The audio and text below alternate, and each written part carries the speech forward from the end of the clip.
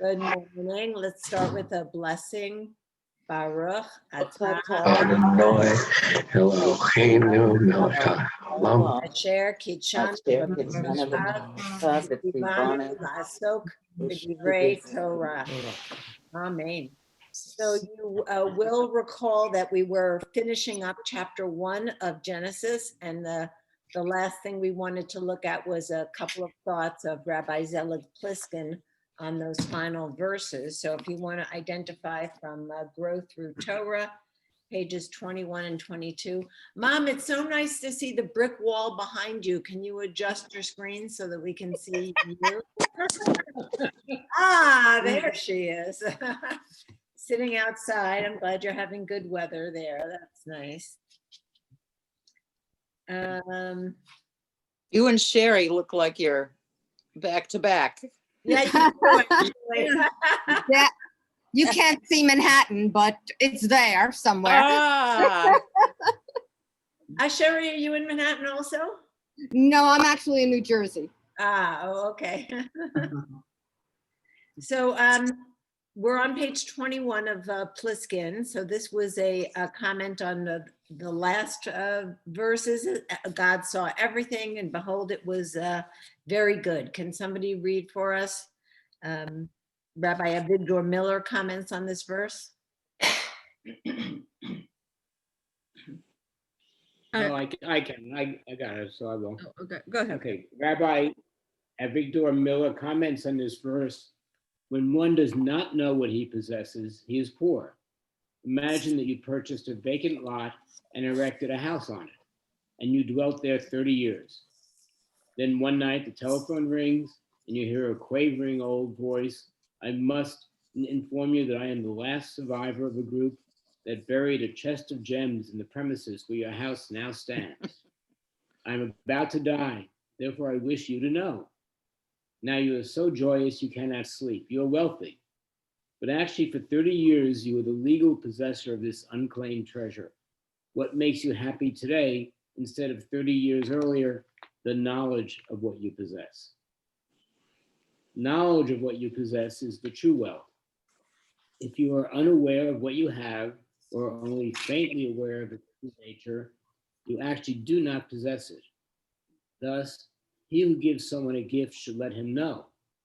When giving someone a watch, do not remove the slip which states that this watch has an unbreakable crystal, 17 jewels, is shockproof, waterproof, and anti-magnetic. Let him fully enjoy your gift. Therefore, when the Creator gave this world to us, he informed us that all he created was very good. You going? Yeah, Rabbi? please. Okay. The Creator declares, my children, be sure to be happy, for I give you that which is very good. Okay, so let's stop there for 1 minute. He does continue on the next page, and I want to complete the thought. But it's interesting as we're reading this commentary. So Pliskin is quoting this rabbi, wanting us to understand that all of creation is very good, and that we need to be told that up front so that we can appreciate the gift of the beautiful, good creation that is our lot here. But I'm also thinking about, remember when we talked about being made in the image of God, and we quoted the text from Pirkei Avot, that part of God's gift to us was not only that we were created in the image of God, but also that we know that we are created in the image of God. I think the same teaching could have applied to that verse as well as it applies to this verse. The idea is that it's an extra, the awareness is an extra blessing on top of the blessing itself. So I just wanted to throw that out there. And Lisa, it sounds like you've got it in front of you. You want to finish it up for us on the top of 22? Sure. This message gives a direction for your way of thinking throughout your life. The quality of your life is dependent on what your stream of consciousness is focused on. Unfortunately, many people go through life thinking mostly about what they are missing and what is wrong. Almighty wants us to focus on what he has given us. Each and every day, make an effort to spend time appreciating what you have. Shall I go on there? Yeah, please, let's finish this one up. The Baal Shem Tov showed his disciples how a person's situation can be exactly the same. But one day he will be full of complaints, while on another he will be full of joy. To illustrate this point, he once called in a water carrier and asked him how things were going. I'm getting older and I feel so weak, the man replied. My children constantly study and don't help me out. I have to support my sons-in-law and find the financial obligations a real burden. My wife is so sickly and I feel like I'm falling apart. On another day, the Baal Shem Tov asked him again how things were. With a big smile, the water carrier replied, I am so grateful to the Almighty for all of his kindness. Even though I am old, I am not only able to support myself, but I am even able to support the Torah study of my sons and sons-in-law who study with such diligence. My wife is wonderful to me. With great sacrifice, she cooks and cleans just to make me happy. You constantly choose how you will view your life situation. Even though nothing external has changed, you can still view your life in very positive ways. So just again, underlining the blessing of consciousness and the importance of attitude. The message we tell ourselves, and that's one of the themes we've seen of this entire chapter is how the world is created through words, and we create our world through the words that we use, through the words that we tell ourselves. People are born, I believe, with different natures. There are people who tend to be more optimistic. There are people who tend to be more pessimistic. And I think the wisdom of Jewish tradition tells us that it's kind of like the Yetzer HaTov and the Yetzer Hara. We choose which voice to listen to, which voice to build up. And through those choices that we make, we create the world. The same exact situation, depending on how we view it, can be either positive or negative. We see it from our own foxhole through our own lens. Yes, Terry. It took a few thousand years, but I think that is solidified today and as self-talk. And it's one of the most powerful tools in a psychologist's toolbox. Also a teacher's and also a parent's if they know about it and can make use of it. Because what you say to yourself in the mirror and what, those constant, it's very interesting that it is that way because it's a very modern concept as well. Roz, this is especially relevant with the pandemic. Can you tell us what you're thinking? I think you might be muted. Okay, now I'm unmuted. Yes, because you can either sit home all day long and feel sorry for yourself, or you can feel bad about what's going on around you, or you can pick out things that you can do at home or that you can do safely, not in your home. And so this seems especially relevant to me, that this saying, it's how you look at it is how you will react to it. So reality is more subjective than objective. No, the reality is very objective, but it's the way that you handle it that becomes subjective, I guess. Okay, good. Any other comments on, yes, Becca? Sorry for being late. I apologize. It sounds like if we're able to use self-talk, if we're able to tell ourselves that life is good, that we are blessed to have this life, that I think that there's, besides benefiting the individual that can do that, I'm going to go back to the constant Becca mantra of community. Community. Thank you, Terry. It's like having a little Greek chorus. Community. But the point is that if we convince ourselves that life is good, we are blessed, we should be appreciative, then that bleeds out to the people around us, that our optimistic feelings, our sense of being blessed can then benefit the rest of the community because we can share that feeling. Yes, beautifully said. So it's our attitude can also be contagious. Hmm. Yeah, that's nice. So that's why Dennis Prager says it's a moral obligation to be happy. Mhm.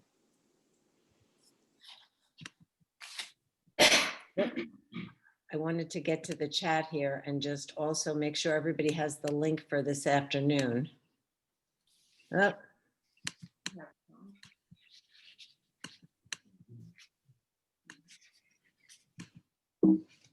Ah, there we go. Okay, good.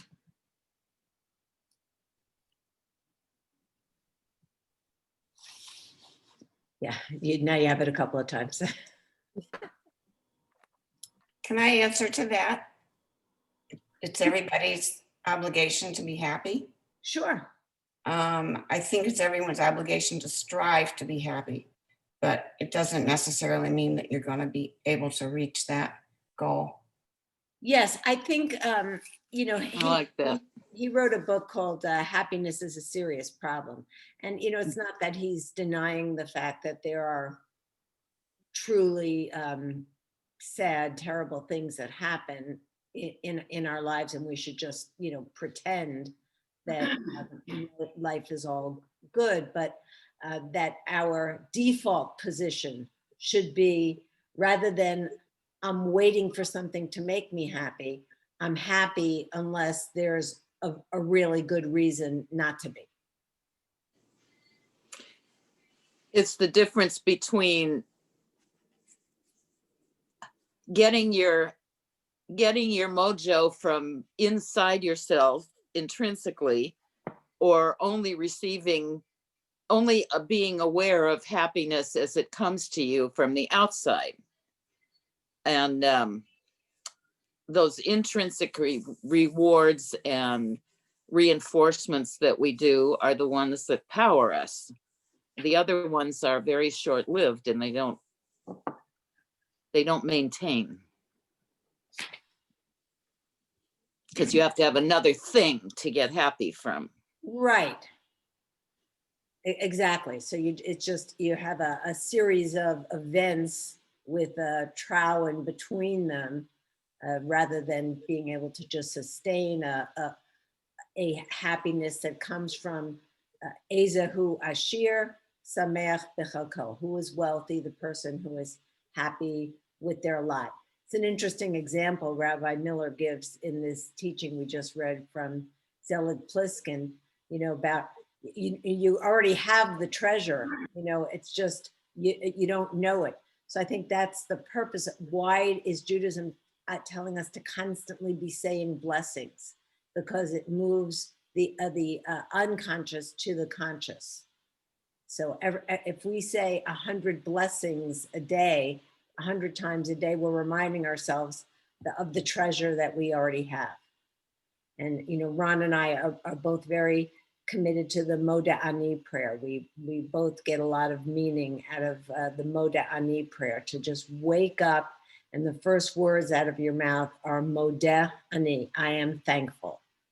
And that as setting the foundation for the day. David asked who the author of that book is. It's Dennis Prager, Happiness is a Serious Problem. That's the name of the book. I believe it's out of print, Rabbi. Oh yeah, I bet you could find a used copy on Amazon though, no? Maybe. Not only do I guess so, but I'm guessing that Barry Singer's going to tell us in about it. I was just going to say the same thing. I was just waiting for him to say, I'll have it for you in a second. Vivian, I've been challenged. Okay. Vivian said check thrift books. It looks like Vivian is she's having computer problems. So thank you for persevering with us here. I have a question. Yes. What's the difference between joy and happiness? This one. What's the difference between what? Joy and happiness. Joy and happiness. Yeah. Well, I can answer for myself. Please. I think happiness for me is the state of being I try to maintain, to keep my head up above the water. Joy is something that flashes in from someplace. You know, there's something that happens externally that makes me respond with the urge to laugh and hug and, you know, do all those things. It's a much more exuberant experience than happiness to me. Happiness is a stable state of mind, and joy is something that comes In the morning. No.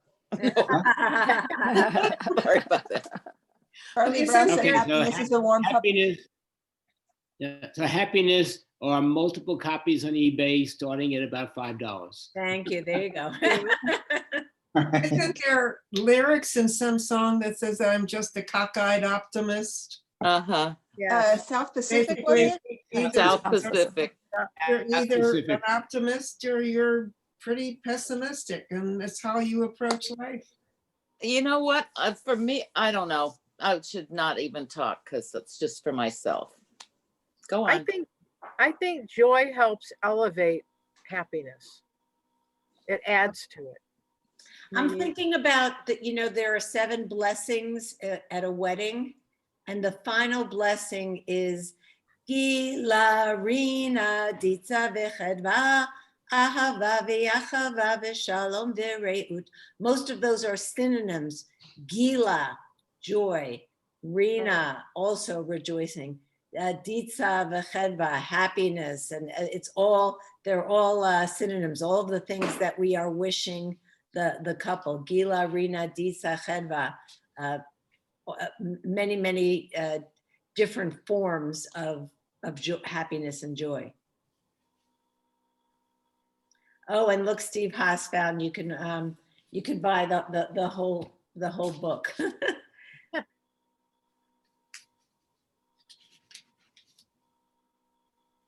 Final thoughts there before we read. We have one more teaching from Pliskin on chapter 1 before we move on to chapter 2. Yes, David, you get the last word. I just always remind people that these are very human-centric stories. And as any of the accountants or tax lawyers would know, that if you find and dig up the treasure, you're going to have to explain it to the police. You're going to have to explain it to your tax accountant. You're going to have to explain it to the tax lawyers selling it, your will, your estate. It's better not to know about the treasure buried underneath your Where's house. Robin? What's the capital gains on the treasure? Nothing if no one else knows about it. What's the line from Fiddler on the Roof? May God smite me with it and may I never recover. No too much exuberance. If I were a rich man, you know. But by the way, Joe Newman sent me a link. This coming Friday night, I guess, is going to be a documentary about Fiddler on the Roof. We won't, on what? I believe it's PBS. Joe Newman. Yeah, that's the one that was in the theaters a couple years ago. That the Yiddish one? I don't think it's a production. I think it's a documentary. Yeah. Oh, The festival. okay. That was the one that showed it. We showed it last year in the Jewish Film Festival. Oh, It really? is absolutely If you wonderful. haven't seen it, I strongly recommend Yeah. you see it. Yeah, we don't watch CBS Shabbat, but I asked Ron to tape it. Yeah. I totally agree. It is an excellent production, and just not the story of Fiddler, but how it affects communities worldwide. I'm very much looking forward to it because you've heard me say before, one of my secret long-term desires is to have a class about everything that you can learn about Judaism and Jewish values and tradition from Fiddler on the Roof. I find myself, like just now, quoting it constantly. So I've never thought about it in an organized fashion, but I'm hoping that this documentary is going to help me to refine my thinking about it, because right now it's very anecdotal. I'm just constantly referring back to it, but I'd love to think about it more comprehensively, let's say, so. And that brings a happy memory to me. One of the last things I did with Marianne Granger before she got really ill was we sat and we watched Fiddler on the Roof. And you know, as two converts watching that, we so much enjoyed. Oh yeah, that's you know, just had a terrific time watching that movie together. That's cool, Lisa. I'd love to hear more about what some of those aha moments were. Well, it made a big difference for Marianne, I can tell you. Yeah. Well, you know, just the constant in every scene, it seems there's this constant tension between tradition and change. Every scene is that constant of tradition and change, and where you find that balance. You know, even just the little things. You know, Tevye, you know, just how he talks to God all the time. You know, he talks to God as, you know, like God is walking beside him, and they're just friends walking along the road together. Doesn't everybody do that? Yeah, yeah. It's a buddy picture. Yeah. Barry Kipnis, yeah. Oh, you're muted, Barry. Muted. There you go. Okay, one of the most extraordinary experiences Randy and I ever had was 25 years ago in Vienna. We had tickets for a theatrical production called Anatevka, which was Fiddler on the Roof. Right. And the production was entirely in German, and was sold out. There were probably 500 people in the audience. And Austria has never been known for its kind treatment of Jews. And it was just incredible. I'm sure that we were the only Jews in the audience. We were certainly the only Americans in the audience. And it was just a mesmerizing experience seeing the audience's reaction to this very, very Jewish production. One of the thoughts I had at the time was that I remember when Fiddler first came out, there was concerns when it was first being produced that how would audiences react to Yiddish in the production? And of course, my Yiddish is not that strong, and I wasn't able to tell what was German and what was Yiddish, to be honest, through the whole production. But it was absolutely breathtaking production, and the people that reacted just incredibly well. And just a little aside, I know it's irrelevant to our discussion, but they didn't have an orchestra. They had a klezmer band that was on the stage for the whole production, and they became the wedding band, and they would just rove through the scene. It was just mesmerizing. And okay, sorry for the. It's no worries. I can see it is a captivating topic. It's a universal topic. I'm not the only one who's kind of captivated. But all cultures have their own version of that kind of displacement and disruption and migrating and fleeing and all of that. That I think that's a universal concern for people, and that it captures it. The fact that it's our version of it is wonderful, but I think it's part of what we all live with and we all worry about. All right, I see Merle and Sherry both have their hands up, and then let's see if we can get back to Brayshit.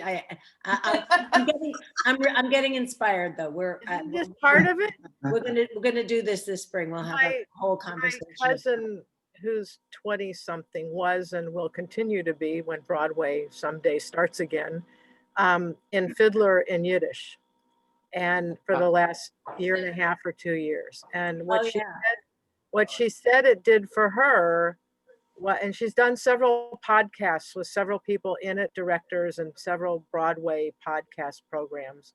What she said it did for her was make her realize that it's a world situation, and it brought back a lot of, during the high school years and college years and theater years for her, you kind of forget your Judaism, your background, your history, And she said, what a lot of that, and she said there were people from all over the world that were part of the cast and production cast. And she said what it did for all of them when they had downtime and they sat around talking about it was what Owen said. It's a world situation. And it's something that we need to keep reminding ourselves and everyone around us of. And if you did a class on it, I think it would be fabulous. Yeah. So my mom put in the chat that she saw a 1939 version and how different that was. And she also has seen the Yiddish production in the city, I know, more than once. Did you want to say anything about it, Mom? The 1939 version, there were only 2 daughters. And one was already married with children, and it was still mesmerizing. It was very interesting. And I saw it on my little iPad, which is not the best view, but I just couldn't stop watching. It was just such a different take. And I thought it was even more poignant. Really? But, yeah. But the Yiddish version, it was fabulous. I saw it twice. You're correct. Yeah. I liked it so much, I took 3 other people to go. All right, Sherry, last word on Fiddler, and then we're back. Honestly, I think Owen and Merle have already shared what I felt. This is universal. Sunrise, Sunset, the song itself. There is not a parent alive, regardless of your background, whatever your religion may be, that touches you. And that's it. Yeah, so much of it is, it's a universe where there are very gender specific roles. And it's a little sad to me that because it comes out of that time period, some of what touches me so much about it, has to remain in the realm of nostalgia, and we can't use it today. So for example, the Sabbath prayer, you talk about something that's so moving as a parent, may the Lord protect and defend you. And yet the blessing for the boys and the girls is so very different that it feels awkward from a contemporary perspective. And yet to repeat the word poignancy of the parents' prayer, I wish that we could use the Sabbath prayer or adapt it somehow into our contemporary liturgy. And Barry Singer is off, so we have the research department is Lost Barry. Down. Okay, that means I need somebody else to read on page 23. Who else has got it there? I don't have I don't have it. I don't have it. Oh, you don't have yet? Oh no, you only needed 21 and 22. I guess I wasn't that excited about 23. All right, forget. Okay, let's move on to chapter 2. Here we go. I've got my notes right here. Okay, so we're in chapter 2 of Genesis. Continuing remember we finished up on the 6th day, and remembering also that these chapter divisions, even the sentence divisions, they're all very artificial, added into the text by the Masoretes, who I forgot what year they were, but at least 800, maybe 1000 CE. So we can't read too much into the organization of the text. But looking at the next section as a whole, when we think about the Kiddush for most of the Reform world, unfortunately, we only do part of the Kiddush in our service. We start with Baruch Atah Adonai Eloheinu melech haolam borei pri hagafen, right? But in the traditional Friday night Kiddush, which my husband lovingly refers to as the long version, but it's actually the traditional version, it starts with this paragraph. And in fact, it starts with the line from the end of chapter 1. So we start the Kiddush. Vayehi erev, vayehi boker yom hashishi, vayechulu hashamayim v'chol tzva'am. That is the exact quote from where we're reading now. So the Kiddush is traditionally introduced by this paragraph that we are about to read here that describes how Shabbat is a zecher lema'aseh bereshit, in a remembrance of the act of creation. So Shabbat has two purposes in the Torah. They're reflected in the two different versions of the Ten Commandments, one in Exodus 20 and one in Deuteronomy 5. One is Zecher Lema'aseh Bereshit, in memory of the act of creation. And the second is Zecher Litziat Mitzrayim, in memory of the Exodus from Egypt. So we have both of those themes into Shabbat. So we observe Shabbat in remembrance of creation. So that's about not creating, that work is good. Work is a mitzvah. We sometimes forget that in the Ten Commandments, that the commandment is to work 6 days a week and to rest 1 day a week. So we have to have that balance. Work in itself has an intrinsic value, as my mother would say, to be a productive human being.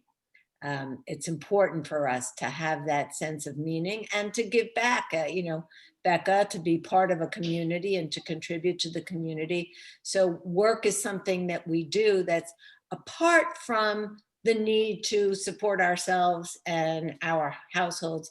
Work has value intrinsically, not just for the livelihood that it provides. So the first reason for Shabbat, Zecher Lema'aseh Bereshit, even God rested. So if we say, if we are made in the image of God, God rested on the seventh day, we rested on the seventh day. We remember the creation. If we look at the Kabbalat Shabbat liturgy, we see how it's filled with images celebrating creation. That's as we're making that transition of Kabbalat Shabbat from the weekday to Shabbat, we do it by noticing the beauty of the creation. We have 6 Kabbalat Shabbat Psalms, one for each day of the week. So we're reviewing that process of creation leading up to the seventh day, the 7th Psalm of the Kabbalat Shabbat, Psalm 92, which is the Psalm Mizmor Shir L'Yom HaShabbat, a song for the Sabbath day. So Shabbat is all about this mimicking of the 6 days plus 1, Zecher Lema'aseh Bereshit. And then in other places, Zecher Litziat Mitzrayim, in memory of the Exodus from Egypt. So again, what's the essence of what it means to be a slave? It means you have no control over your time. Somebody else is in charge of your time, 24/7. Somebody else can tell you what to do and you have no choice, you have to do it.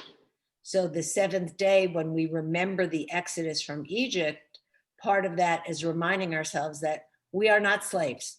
We are free people, and we celebrate and express that freedom fundamentally by how we control our time, and say that we are not slaves to our work.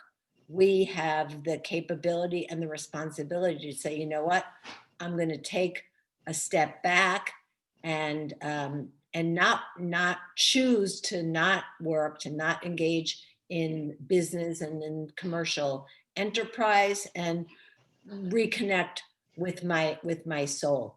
And you know the beautiful teachings of Rabbi Abraham Joshua Heschel in his book, The Sabbath, where he talks about stepping off of that treadmill, creating a palace in time.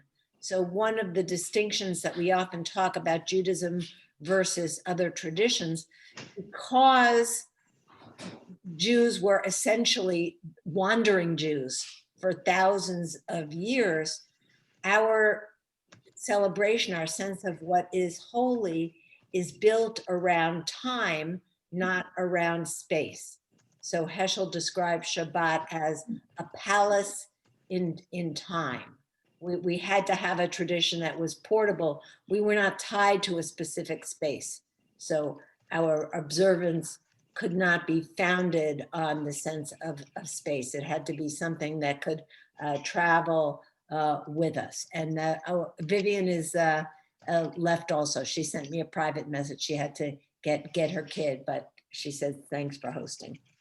So this paragraph, okay, Steve also, were the daily Psalms used in our service arbitrarily chosen, or they have been used as a standard over the years? Very, very long tradition of those particular Psalms being associated with particular days of the week. That is definitely not a contemporary innovation. It's been part of probably going back to the very earliest written Sidurim.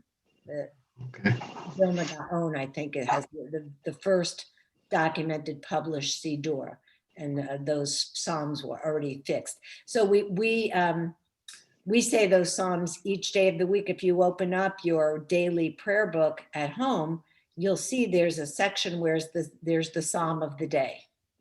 And on Kabbalat Shabbat, we say all of them because we're reviewing our week, as it were. But each day, on Tuesday, you say the Psalm for Tuesday. On Wednesday, you say the Psalm for Wednesday, etc. So you can find those in your Siddur. So this paragraph is part of the Kiddush. I saw a few heads nodding when I was chanting it. It's I think it is actually in our Friday night Siddur, our Temple Chai Siddur, but we never say that top paragraph. We just start with the Borei Pri Agafen. So Vayechulu Hashamayim V'Haaretz V'Chol V'Am, the heaven and the earth were completed, and all of their hosts. And on the seventh day, God finished the work that God had been doing. Vayishbot. If you just look in the Hebrew, Vayishbot. God ceased. God rested. That's the word Shabbat. It's the verbal form. Oh. God Shabbosed. So it's the verbal form of Shabbat. Vayishbot. God rested, God ceased, whatever it is. But that's here it says abstained. Abstained, okay, from all the work which God had been doing. And God blessed, verse 3, God blessed the seventh day and made it holy, because again, the verb Shabbat there, you see that, Terry? Kivo Shabbat, because on it God Sabbathed from all of God's work that God was doing. And so that is where we learn about this mitzvah of Shabbat. I like the way Arthur Waskow, he says it, that creation was not completed until not creating had also been created. Wow. I like that. And say that again. Would you repeat that? Creation was not completed until not creating had also been created. So there was that balance needed of the creation and not creating. That they're both important there. You know, I would argue, some would argue that it's Shabbat is even more necessary in the hyper-connected world that we live in now, where, you know, we're all, you know, constantly slaves to this thing. You know, it has a name. you know, it's even harder to disconnect when it's, you know, literally at your fingertips. And I have not been successful with that. I was much stronger of a Shabbat practice in the pre-computer age. I'm old enough to have grown up without computers. I finished rabbinical school in 1981, still didn't have a computer. So I finished rabbinical school. There was no internet. There was no computer. Certainly, there were no cell phones. So It was really nice, wasn't it? it was, in fact, one of the traditional practices on Shabbat is not to write, because writing is considered creating. And all of creation is supposed to be at rest. So we don't create, we don't destroy. Everything is just supposed to stay in its natural state.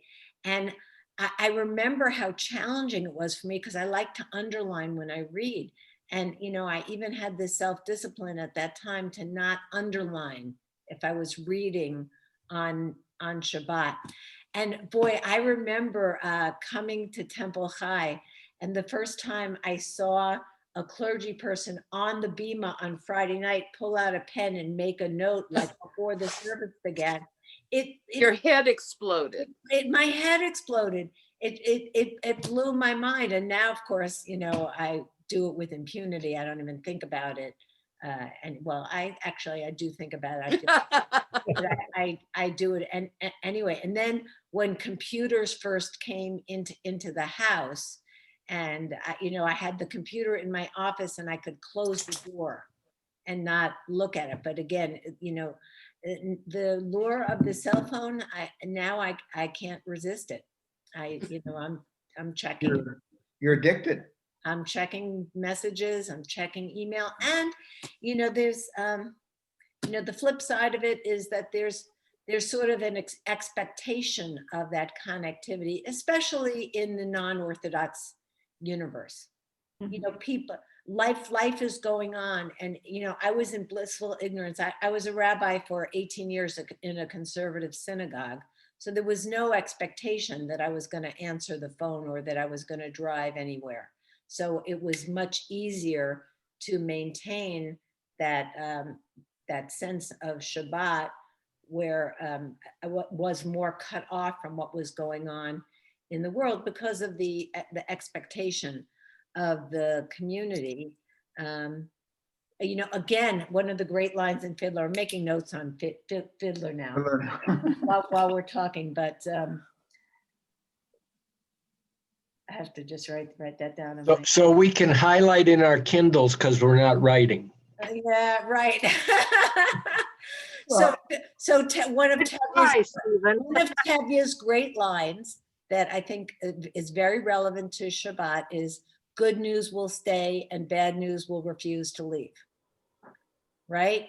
Like, if somebody, in the old days, somebody died on Shabbat, guess what? I didn't know about it until after the sun went down Saturday night. And just to be crass, they were still dead, but now, now the expectation is that, if somebody dies on Shabbat, I'm going to know about it. And I'm expected to respond to it immediately. I can't wait in the summer until 9:30 at night when the sun goes down. And Sherry said she needs to leave also. So it's a busy day I know there's a lot going on. So how to have Shabbos, how to disconnect, what that looks like when we have all of this temptation and availability of connection. How do we disconnect? And is it important still to disconnect in some way? Lisa, you wanted to comment? No. Oh, okay. I think it's more important than ever, even if it's just for a few hours, to turn that damn thing off. Yeah. Or put it away somewhere. Check messages later. I'll tell you, sometimes everybody laughs at me because I'm one who doesn't carry a phone around, and I often leave it behind. Now, it's sort of it's kind of it's a crutch, and it's a lifeline when I'm alone and I'm out and I'm doing that. If something happens, I can call somebody, and I don't have to necessarily take it all on myself.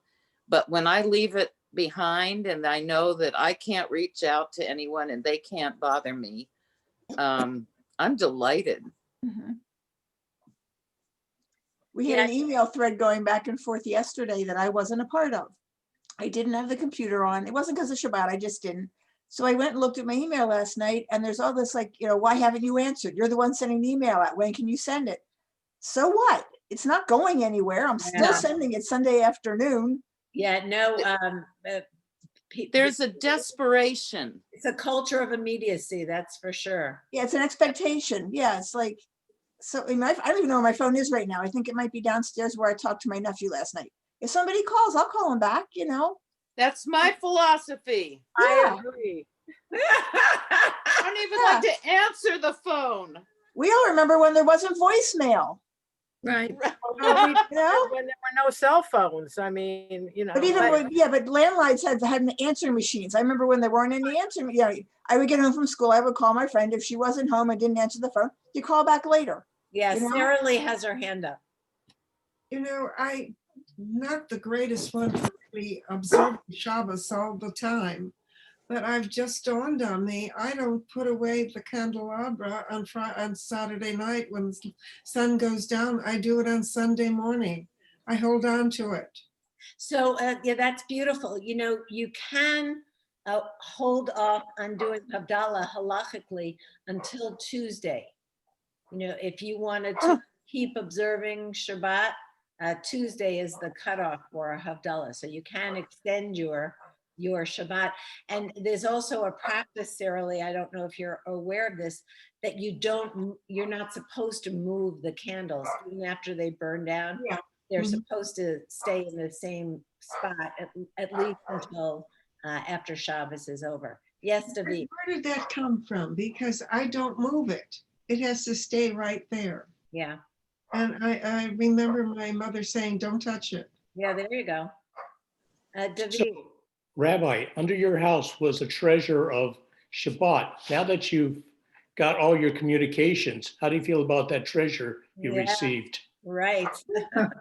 Yeah.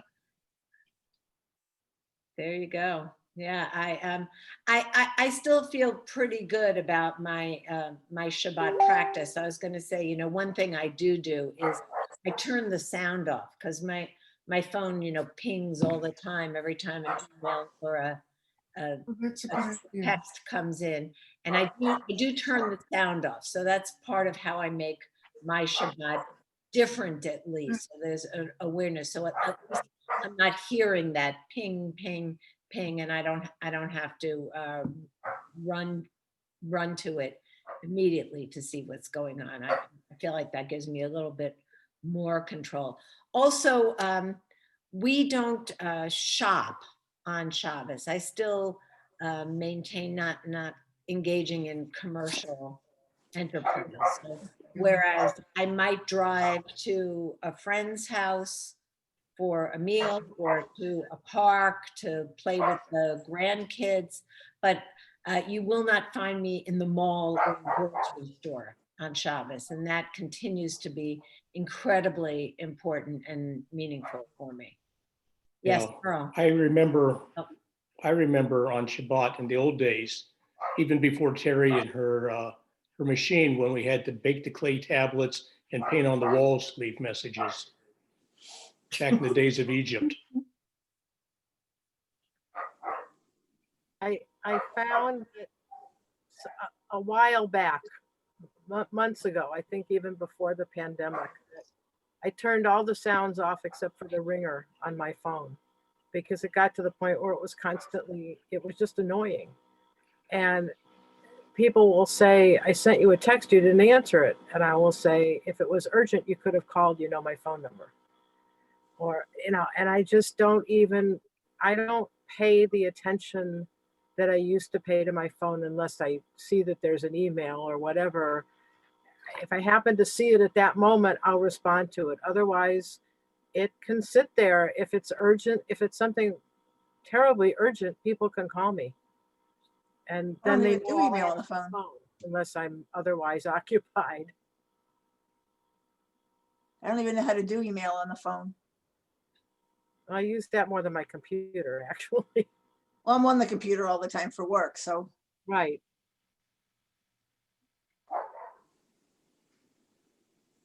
I don't know, I could live without it pretty easily. I've only had a smartphone for a couple of years. You don't have an It's smarter. email on your phone, an email app on your phone? I have it, I just never turn it on. When I got the phone, they made me install it. My Gmail, they made me do it at the store, but I never, I guess to make it do something, you have to like open it. Probably, Right. yeah. Sign in, just like you do at home. I mean, I want to read a little bit from, I had copied for you, if you have the handouts from My Jewish Learning. It's a website that I particularly like, that the quote from Heschel is there. So I want to take a look at that. I also want to read the commentary in the Eitz Chaim. So I think I'm going to start with the Eitz Chaim and give you a chance to maybe find the page that you have from My Jewish Learning. So the true conclusion of the work of creation was not the fashioning of the first human, but the institution of Shabbat, imposing on the world a rhythm of work and leisure, changing and leaving alone. There could not have been Shabbat before there were human beings, for animals are controlled by time, but humans have the ability to order time, to impose their purposes on time, to choose to set days aside for special purposes, to celebrate holy days and anniversaries. And then the text quotes Heschel, to set apart one day a week for freedom, a day on which we would not use the instruments which have been so easily turned into weapons of destruction, a day for being with ourselves, a day of detachment from the vulgar, a day on which we stop worshiping the idols of technical civilization, a day of armistice in the economic struggle with our fellow men. Is there any institution that holds out a greater hope for human progress than the Sabbath? So as far as what we do and don't do on Shabbat, there are 39 categories of work. The tradition calls them Av Malacha, the father of work. And the way this is discerned is any activity that was part of building the Mishkan, the tabernacle in the wilderness. So anything that was involved in creating that holy space is what we refrain from doing to create holy time. And there are 39 of these categories of activity, and they become the foundation of what you can and can't do by extension and abstracting from those 39 of Malacha categories. And they have to do mostly with what we do in the public realm, which is why we have the irony that you can't carry anything in public, but in private, within the confines of your own home, you can certainly carry things from one room to another, up to and including if you wanted to rearrange furniture. So it's sometimes hard to wrap our heads around the fact that it's not what we subjectively experience as work that is permitted or not permitted. There are these objective criteria against which what is considered to be work is measured. As an example, so in a culture where almost everyone worked in agriculture, anything that had to do with agriculture was prohibited on Shabbat. But you know, the nice thing about being Reform Jews is that we can say, you know what, gardening is my hobby and I find it relaxing and enjoyable, and therefore Shabbat is going to be the day when I have the time to work in my garden. Although I had the strong experience one time I was growing, I had a nice vegetable garden at my house in Mesa. And I remember walking out with a knife to cut some broccoli on Shabbat and feeling like that felt like an un-Shabbatic activity to go and take a knife and like hack off the broccoli. So I can also relate to why that would be a prohibited activity, but as I said. So I wanted to, Rabbi, yes, this is Becca. I just found that list of 39 yes. because you had given to us or someone gave it to us. And, you know, it lists all the things that you've been talking about, but some of the more interesting ones are things like selecting and sifting, so separating things. I'm good with not sheep sharing, but I think that what I find very interesting is the no writing, no erasing. As you get further down the list, building, demolishing, kindling a fire, extinguishing, but number 38 is the final hammer blow, putting a finishing touch to a newly manufactured article. Wow. Isn't that interesting? Yes.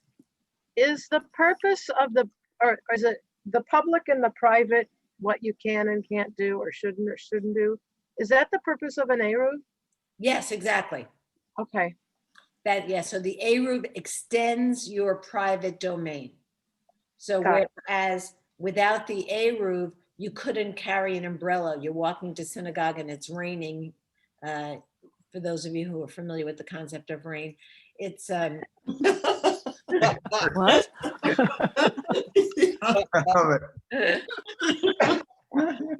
you could, the Eruv enables you then to carry an umbrella, or more importantly, maybe to push a baby stroller.